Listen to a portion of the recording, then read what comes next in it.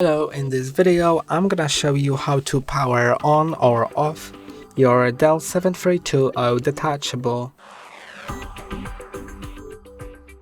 It's pretty easy to power off your device. Just press and hold on the power button at the top, then it will show you this screen and just slide down to shut it down. Then wait for about 10 seconds to make sure that it's fully shut down. The fans should stop spinning. That's also a sign of turning off.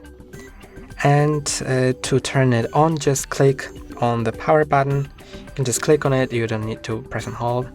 And wait a moment until the system loads.